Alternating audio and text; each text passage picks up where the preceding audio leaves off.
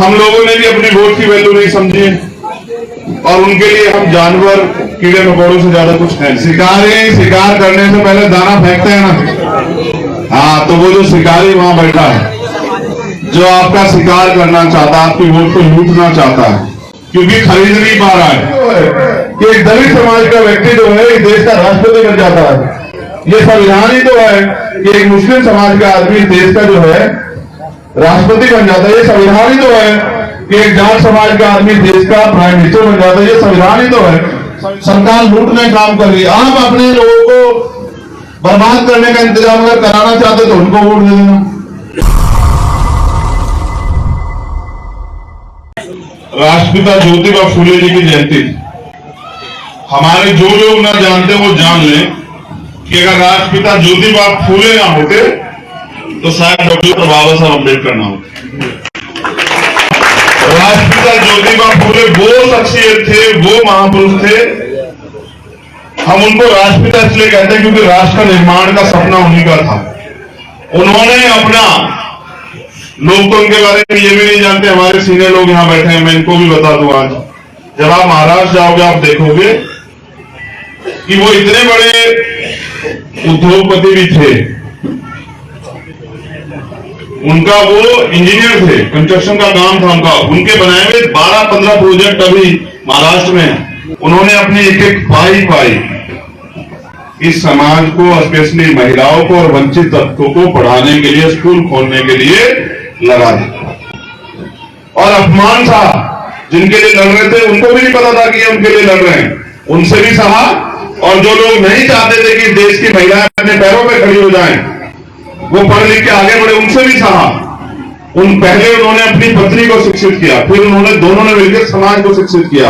और उस समय में आज का नहीं बोल सकता करोड़पति, उन्होंने 18 स्कूल खोले उस समय में दोनों ने मिलकर। और उनकी पत्नी जब मां सावित्रीबाई फुले जाती थी पढ़ाने के लिए तो दूसरे लोग उनके ऊपर कीचड़ गंदगी फेंक देते थे। वो बेचारी 2 साड़ी रखती थी, एक पहन के जाती थी, उसको निकाल देती, किसी को बुरा नहीं कहती, और फिर दूसरी पहन के पढ़ाती, फिर वो गंदी साड़ी पहन के चली जाती।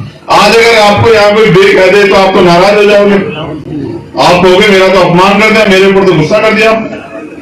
लेकिन उसे देखो जिसको समाज का भला करना था, जिसके खुद के बच्चे नहीं थे, उन्होंने अपने बच्चे नहीं पैदा किए, उन्होंने समाज को पूरा परिवार माना और उन्होंने अपना पूरा जीवन उनके लिए निछावर किया।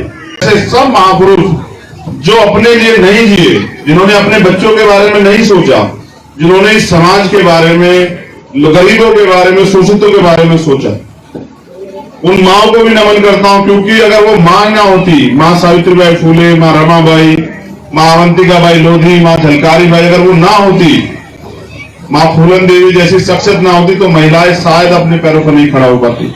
चुनाव के समय आते हैं, चुनाव के बाद आते नहीं।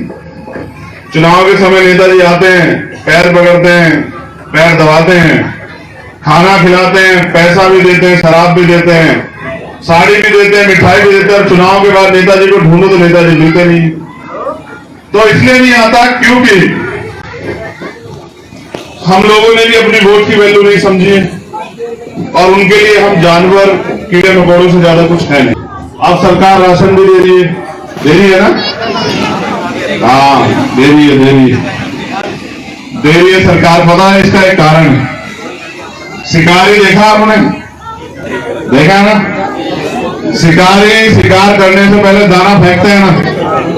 हाँ, तो वो जो शिकारी वहां बैठा है, जो आपका शिकार करना चाहता है, आपकी वोट को लूटना चाहता है, क्योंकि खरीद नहीं पा रहा है, तो वो इसलिए राशन दे रहे हैं क्योंकि शिकार करना है।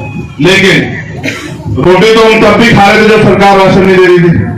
लेकिन समस्या आज इस देश में ये खड़ी हुई है कि सरकार ने जो वर्तमान की है, चाहे केंद्र की या स्टेट की, सारी सरकारी नौकरियां खत्म कर दी, सारे स्कूल, 60,000 स्कूल लगभग बंद कर दिए इन्होंने। प्राइवेट स्कूल में किसके बच्चे पढ़ते हैं आप बताओ? जितने लोग यहाँ बैठे, अमीरों के या गरीबों के? गरीबों के बच्चे पढ़ते हैं। और गरीबों के बच्चे पढ़ेंगे तभी तो कुछ आगे बढ़ पाएंगे, क्योंकि बिना पढ़े लिखे आपके गांव में कितने लोग नौकरी या रोजगार पर जा रहे हैं, आप खुद देख लो। कितनी बहन बेटियां बिना पढ़े जो है डॉक्टर, इंजीनियर, IAS, IPS बन गई हैं। ये तो भला हो बाबा साहब अम्बेडकर के, जो उनके साथियों ने जो उस समय तय करके संविधान लिखा, जिस संविधान के जरिए ये अवसर है कि एक गरीब का बेटा भी चपरासी से लेके और वो IAS IPS भी बन सकता है, और वो जिला पंचायत का सदस्य भी बन सकता है, वो प्राइम मिनिस्टर भी बन सकता है। ये ताकत दी है बाबा साहब अम्बेडकर के संविधान में। ये संविधान ही तो है कि एक आदिवासी समाज की हमारी माँ बहन बेटी जिसको जिस समाज जो भी तरीके से माने वो देश के राष्ट्रपति बन जाती है। ये संविधान ही तो है कि एक दलित समाज का व्यक्ति जो है इस देश का राष्ट्रपति बन जाता है। ये संविधान ही तो है कि एक मुस्लिम समाज का आदमी देश का जो है राष्ट्रपति बन जाता है। ये संविधान ही तो है कि एक जाट समाज का आदमी देश का प्राइम मिनिस्टर बन जाता है। ये संविधान ही तो है। संविधान से पहले किसने किसको बनाया है? अगर ना होता संविधान तो दलित पिछड़ों को कोई बैठना नहीं देता, कुर्सी तो बहुत दूर की बात है। इसलिए मैं बस ये बताने के लिए आपके यहां आया हूं कि लोकतंत्र है, लोकतंत्र जनता के लिए है। जनता तय करती है किसको ताकत मिलेगी, कौन कमजोर होगा। जिसको ताकत मिलती है अगर वो अपनी जिम्मेदारी को अदा करे तो फिर वो हजारों लोगों के आंसू पूछ सकता है। जिनको आपने पहले ताकत दी वो चाहते तो यहां बहुत अच्छे डिग्री कॉलेज, बहुत अच्छे हॉस्पिटल, बहुत तमाम तरह की सुविधाएं आ सकती थी जिसमें हजारों लोग नौकरी लगते। वो चाहते मैं तो एक संविधान ही था जिसकी बदौलत आज हम लोग यहां खड़े हैं कि मैं मंच पे खड़ा होकर बोल रहा हूं। ये सम्मान से बैठे आप मुझे सुन रहे हैं, वरना आजादी से पहले का इतिहास आप नहीं जानते तो मैं बस आपको बता देता हूं कि संविधान ने हमें क्या दिया और हम अपनी जिंद गुलामी जो अभी हम पे है उस गुलामी से मुक्ति कैसे पा सकते हैं। बड़े सम्मानित लोग बैठे हुए हैं। मैं पहली ऐसी गांव की सभा देख रहा हूं जिसमें सीनियर एज के लोग ज्यादा है, ओल्ड एज के लोग ज्यादा। मैंने भी बहुत सभाएं की है जिसमें ओल्ड एज के लोग यानी कि परिपक्व लोग यानी कि जो 40 साल की एज पूरी कर चुके हैं वो लोगों की संख्या ज्यादा है नौजवानों से। ये बड़ा टेक्निकल वो है, मैंने आज पहली बार ऐसा देखा। परेशानियां खत्म होने की शुरुआत कैसे हुई? शुरुआत ऐसे हुई कि 14 अगस्त 1947 को हम लोग इस देश में गुलाम थे। 15 अगस्त 1947 को देश को आजादी मिली, लेकिन आजादी के साथ अधिकार नहीं थे। अधिकार मिलने के लिए अंग्रेजों ने एक शर्त रखी, क्योंकि बाबा साहब अम्बेडकर हमारी पैरवी कर रहे थे। हमारी पैरवी कौन कर रहा था? एक पढ़े लिखे बैरिस्टर हमारे बाबा साहब अम्बेडकर। उन्होंने कहा कि चलो आप इस देश को छोड़ के चले जाओगे तो हमारे लोगों को अधिकार कैसे मिलेंगे? हम तो यहां गुलामों के भी गुलाम हैं। तो तब ये शर्त रखी गई कि देश आजाद तब होगा जब इस देश को चलाने के लिए आप कुछ अपना संविधान बनाओगे, कॉन्स्टिट्यूशन बनाओगे। उसको आईन भी कहते हैं उर्दू में। कोई आप अपना ऐसा वो बनाओगे सिस्टम कि कैसे आप अपने देश के अंतिम व्यक्ति को भी सुविधा दोगे, चलाओगे कैसे, सम्मान कैसे करोगे, अवसर कैसे दोगे। तो 2 साल 11 महीने 18 दिन में बनकर तैयार हुआ भारत का संविधान।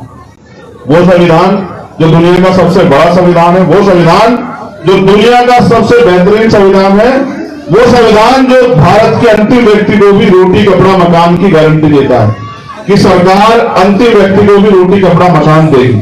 सरकार लूटने का काम कर रही है। आप अपने लोगों को बर्बाद करने का इंतजाम अगर कराना चाहते तो उनको वोट दे देना जो आपके बच्चों का भविष्य खत्म करना चाहते हैं। और अगर आप चाहते हैं कि आपकी बात उठे, आपके क्षेत्र की बात उठे, आपकी समस्याओं में बात हो, जो धर्म जाति के आधार पर अन्याय हो रहा है वो खत्म हो, आपके मसलों में चर्चा हो और आपको आगे बढ़ने के रास्ते मिले, फिर आप ऐसा चयन करना कि जो आपकी आवाज बन के उस क्षेत्र में आपके लिए कर सके कुछ। ये आपका फैसला, मेरा नहीं। मेरा तो काम एक है कि जब भी यहां किसी के साथ अन्याय हुआ, चाहे 69,000 शिक्षक भर्ती में दलित पिछड़े वर्ग का मामला हो, जब CA NPR NRC जबरन लागू करने के लिए पूरे देश में मुसलमानों के साथ अन्याय का माहौल बनाए थे वो मामला हो, चाहे सतगुरु रविदास जी महाराज का गुरु घर जो दिल्ली में तोड़ देगा वो मामला हो, चाहे पूरे देश में कोई स्वाभिमान सम्मान की लड़ाई आपकी वो मामला हो, चाहे मौलाना नसीम साहब को जबरन जेल में डाल दिया वो मामला हो, चाहे